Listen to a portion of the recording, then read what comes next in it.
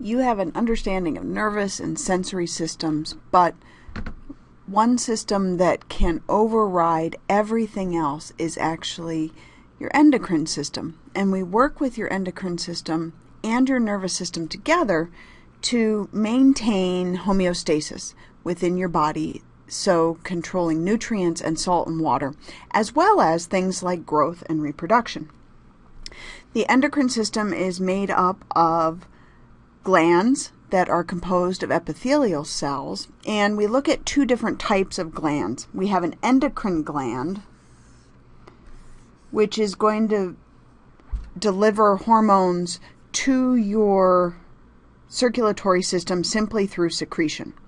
We can also look at what we call exocrine glands. So exo is out, or in this case, we look at exo being associated with ducts or tubes that are going to directly deliver whatever that gland makes to the organ or target tissue.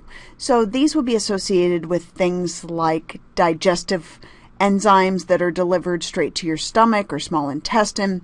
And we often look at this entire system being involved in regulating the uptake and feedback of nutrients in negative and positive feedback systems. So how do we actually regulate? It's all based in hormones.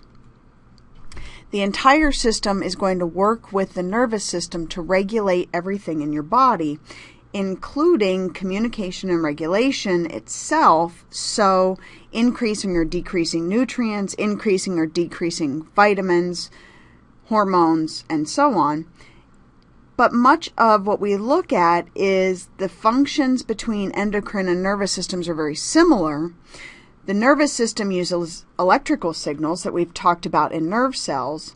The endocrine system is going to use hormones or chemical signals produced in these endocrine glands and typically transported around your body through the cardiovascular system. These hormones will have very specific target cells. So the cells that the hormones are going to target have to have receptors for that hormone or for that chemical release. The difference is the nervous system tends to act much faster.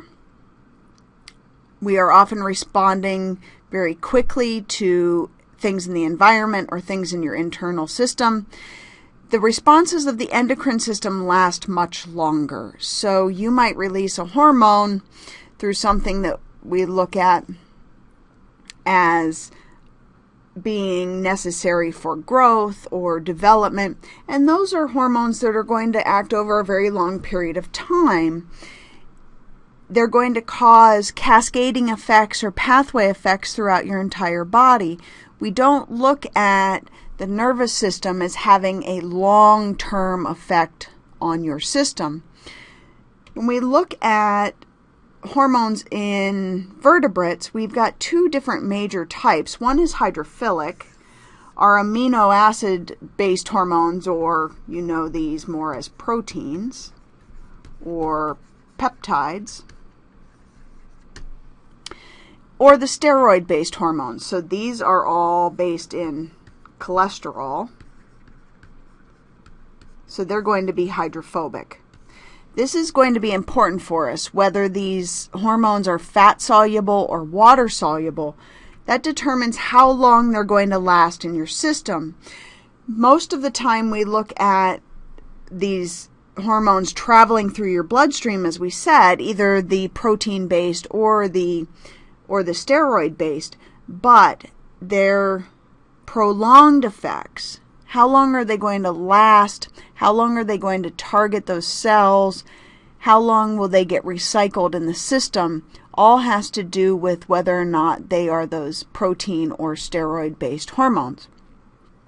We have to keep in mind that regardless of their underlying structure, the target cell receptors are going to bind that hormone, and it will only act on that cell once it is bound. It can't act until then. So we have to have this reception or this idea of binding the hormone, there has to be some sort of signal transduction or some pathway that hormone is going to initiate, and then there's going to be some sort of response. We have seen this before in negative and positive feedback systems. When we look at negative feedback systems, we look at the outcome as a regulator.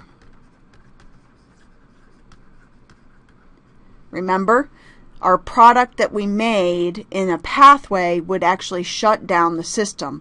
We saw this in calcium cycles, we saw this in glucose cycles, we see this all over the place. And we'll look at it a couple of more times just to give you a better sense of it. Positive feedback is where the outcome is actually going to increase the rate or the process. So here we look at the outcome actually driving this process to go faster and faster, more and more, rather than stopping the process as we see with negative feedback. Remember, the example we gave you with positive feedback is childbirth and oxytocin. And now I will show you that again. The only thing that can override the endocrine system, normally they work together, but the nervous system can override everything that's going on with your endocrine system if you are in a fight or flight kind of response. Do you have an emergency that you have to deal with? Then if you're doing any normal maintenance homeostasis kinds of activities with these hormones, it's not going to matter. We actually need the nervous system to take over and do what needs to be done. With a negative feedback system, remember, we have some sort of hormone that's produced that goes back and actually shuts off the functioning or inhibits the functioning of these other glands, in this case, that would release hormones. So if we have a target gland, typically something like, say, the thyroid, the production of the hormones by the thyroid actually build up and will shut off the stimulating hormones that come from the anterior pituitary and the hypothalamus. In oxytocin, in our positive feedback example, the idea here is your hypothalamus is going to signal the posterior pituitary to release oxytocin, and it will continue to do that until after the child is born, and actually until after all of the birthing process is over, and then oxytocin levels will go back down. The idea here is oxytocin is responsible for uterine contractions. We don't want birth to stop in the middle.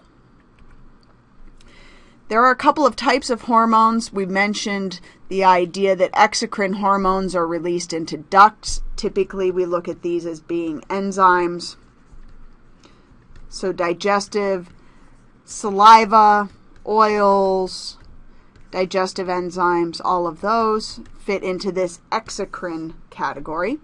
Endocrine are released by diffusion into the bloodstream typically and are part of usually negative feedback loops.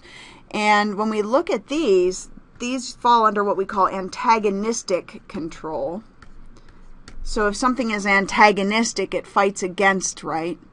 So when we look at endocrine hormones, we look typically at paired hormones that one will cause an increase and one will cause a decrease in particular functioning. There are non-endocrine hormones as well. So these are cells or organs that are going to release hormones but are not technically part of your endocrine system, such as your stomach. It's certainly going to release hormones and enzymes, but it is not technically part of the endocrine system, so it fits into this non-endocrine category. We have two specialized endocrine glands that don't really have another place. We've talked about the thymus gland before, very much associated with your immune response and the production of T cells. The pineal gland is associated with the secretion of melatonin. And in this case, we're actually going to be relying on it to link external and internal environments.